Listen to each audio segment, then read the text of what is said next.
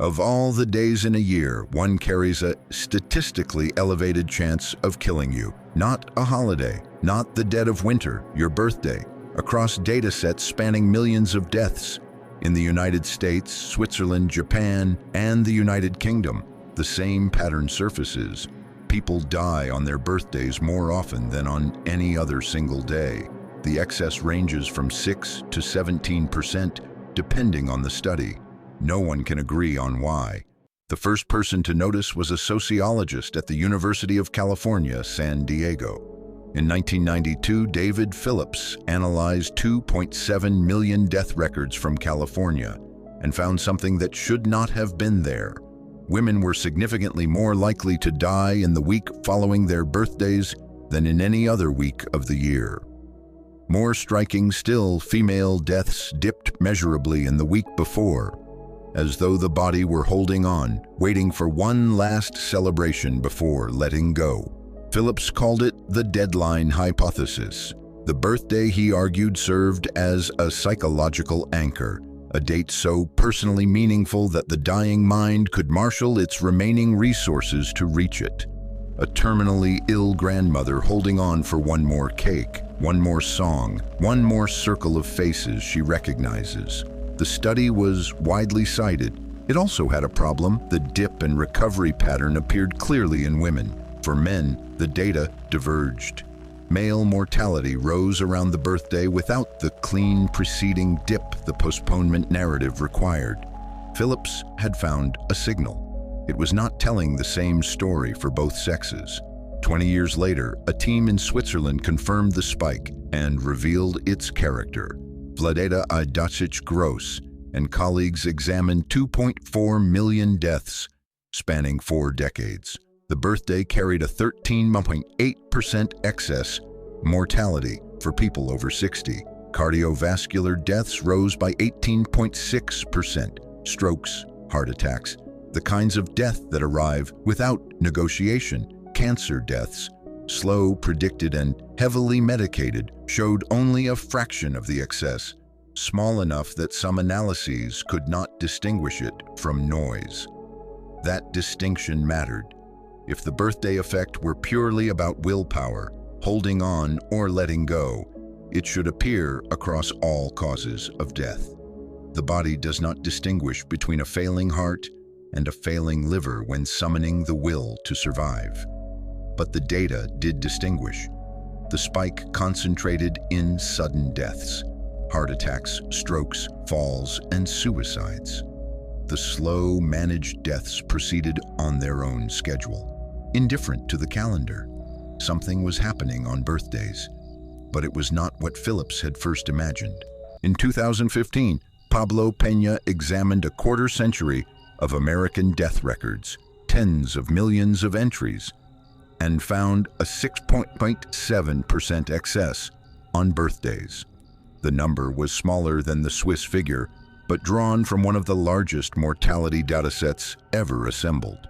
Peña then tested something no previous study had attempted with such rigor. He examined the 10 days before and the 10 days after each birthday, looking for the telltale dip that the postponement hypothesis required. The dip was not there. Deaths on the days surrounding the birthday were perfectly average. The spike appeared on the birthday itself and vanished the next day. If people were postponing their deaths to reach their birthdays, the preceding days should have been conspicuously empty. They were not. This finding dismantled the most appealing theory. The idea that love or willpower could delay death carried a weight that made it irresistible to journalists and eulogists. But the data told a different story. The birthday was not a finish line that the dying were racing to cross. It was a hazard. So if postponement could not explain the spike, what could? In Japan, the answer arrived in its starkest form.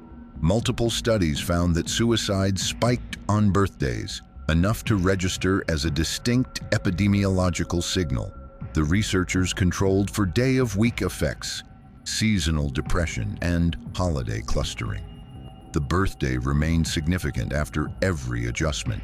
Accidents showed excess too. Falls increased. traffic fatalities ticked upward. The behavioral explanation was straightforward.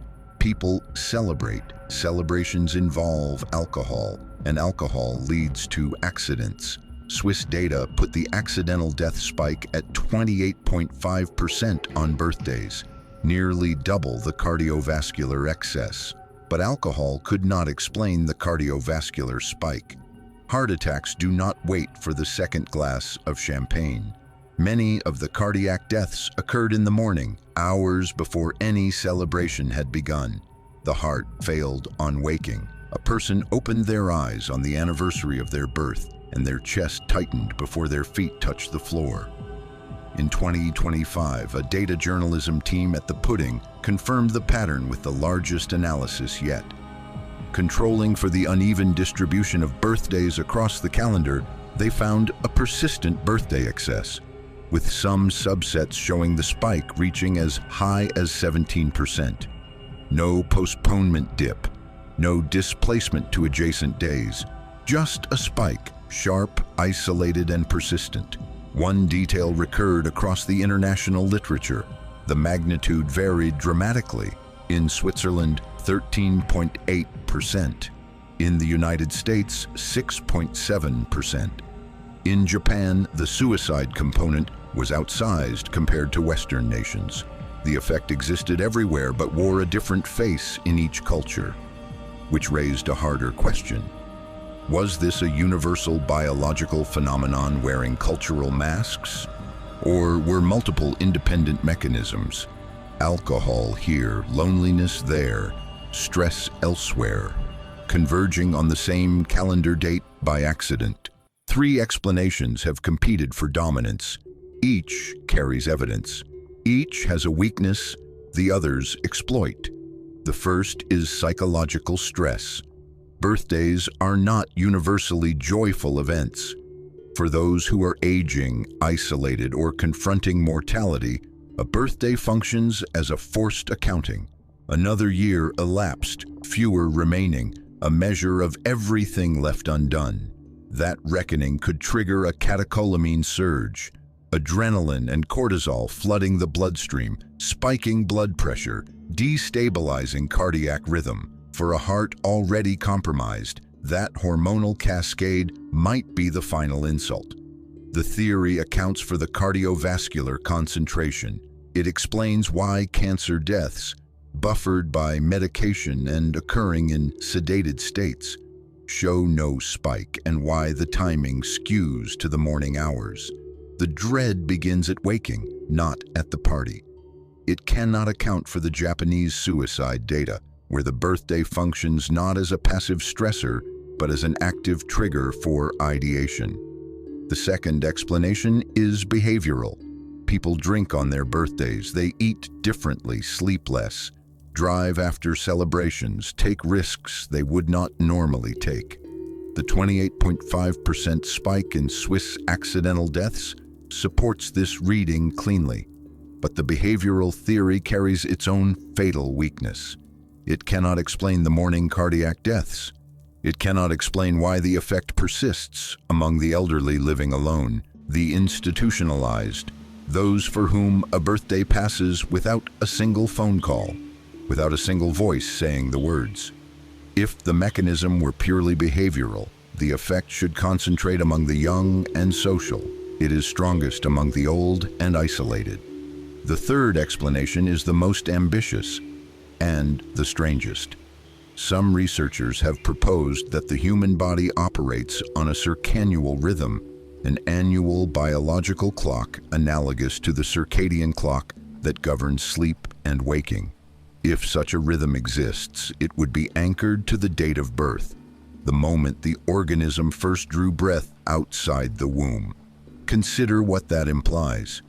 Each year, as the body approaches that anniversary, it might undergo a subtle physiological recalibration, hormonal shifts, immune fluctuations, cardiovascular strain, a machine cycling back to its factory settings.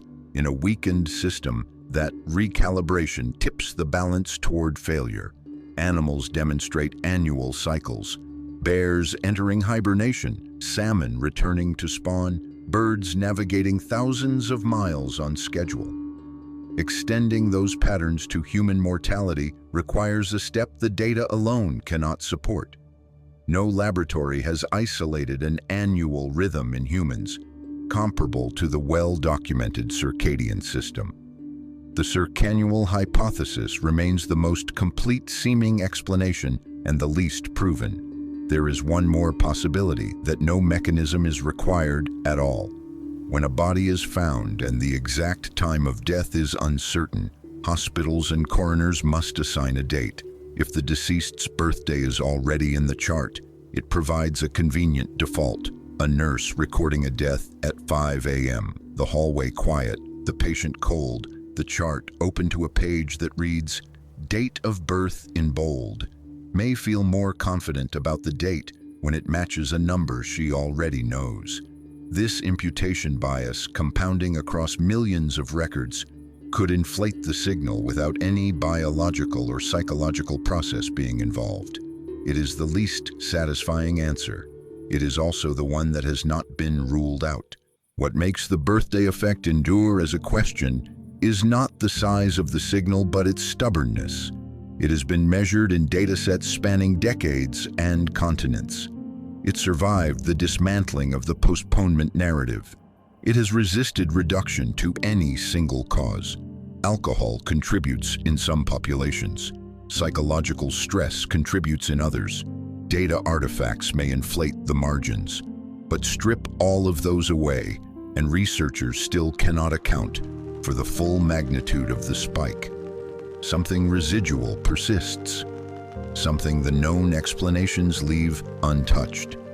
Whether that residue points to a deeper biological mechanism, a true annual clock ticking inside every living body, remains one of the quietest unanswered questions in modern epidemiology. Resolving it would require something no study has yet attempted: a prospective investigation tracking what the body does as the birthday approaches.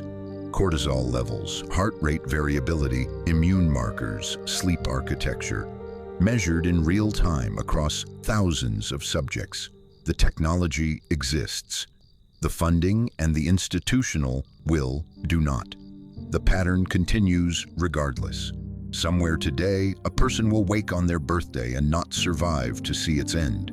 The numbers insist this will happen more often than chance permits.